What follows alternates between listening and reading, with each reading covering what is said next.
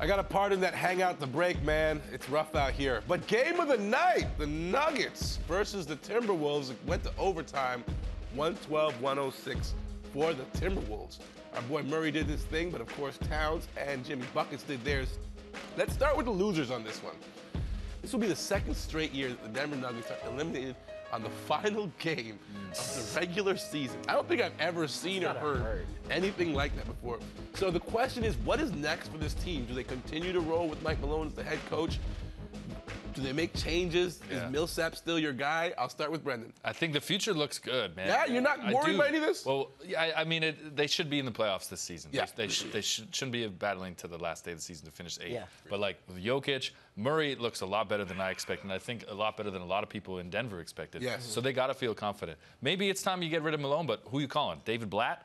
Because Mark Jackson. Get him Jerry, out of Jerry Mark Stackhouse? Jackson. You know what? Mark Jackson. Jerry I like that. Stackhouse. Would make sense. A chew. Yeah. Jerry Stackhouse. Jerry. I think Jerry's ready. He's ready. I want him to take either Orlando, Milwaukee. Jerry Saga, man. Come on, bro. No, back-to-back. Okay, all right. Anyways, let's talk about the other team now. The Minnesota Timberwolves. Jimmy Buckets is healthy. Do they stand a chance against the Houston Rockets, knowing that the makeup of their No Brent? chance. Okay, No. well, Not his chance. I'll leave Brendan for last because he shook emphatically. You know, I was in Big Brother house. I came out, and then they had Derrick Rose on the team. Yeah. Like, come on, bro. Derrick Rose Those is are washed. Tibbs' guys.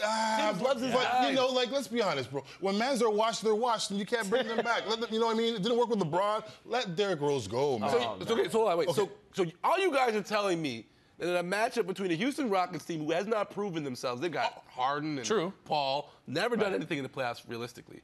You don't think that Jimmy Buckets and the young boys can even push this series to the limit? You're gonna give me Who on the bench is better than the Rockets bench?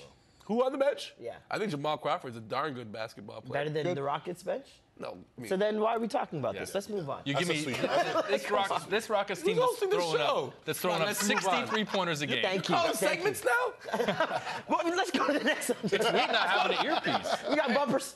Let's go to commercial. No, but I think the Houston Rockets are just too complete of a team right now. Yeah. Like, they just have so many different pieces. And like you said, they're shooting like 63 pointers a game. And they're going up against the 2012 Bulls? Come on. Okay, so my question here Wiggins? is there a lot of faith on your part in what Chris Paul and James Harden can do in the playoffs? Because I'm looking back at the history of the Los Angeles Clippers and their inability, with probably one of the best rosters in the league, except for the small forward position, to not make it out of the second round. And then you look at how the season ended for Houston last year. James Harden basically gave up in that game. They've lost to Portland. He didn't do well when he was in OKC. I think with Harden, though, with the giving up, it was because he didn't have a person like Chris Paul to defer to. Like, he has that second captain on the floor now. We saw it once Chris Paul came back from injury.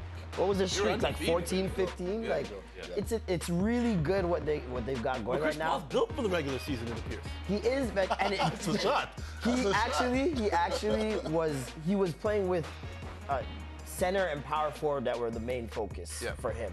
Now he's got guards to defer to. It's a lot easier for him to kick Ball out. handlers. You know what I mean? Instead of creators. trying to look for an alley-oop every 5 possessions. All right, so are you guys believers? Chris Paul's going to get to a conference final for the first time.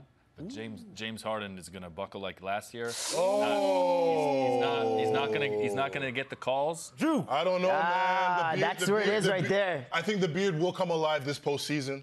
I think he's got the right team. That pass he's making in the pocket between the legs, dropping it off to the, like, come on, man.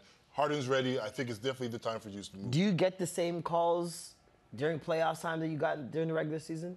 In terms of fouls? Not against Warriors. Stars do. The other guys are not gonna. But I don't see Harden, like he said, Against the getting Warriors? those calls that he manipulates and crafts. Like, Let me throw something at you. This team shoots a lot of threes. that's fine. You don't believe in droughts? I do believe that Harden getting to the line as much as possible is really big for them. That's going to happen. You don't think there's no danger of their style of play, D'Antoni's style of play, hindering this group? Because he doesn't have a great playoff track record either. No. But they run, and like. Wow, that was really good. Thank you. 7 runs. It was like 8, I think, actually. I think on that note, we'll go to commercial break. Nice. All right, we got to go to a break. After the break, more playoffs. Quick shouts out to the young men at the BioSteel All-Canadian game. New against Dort. Watch out for my man. Hang out!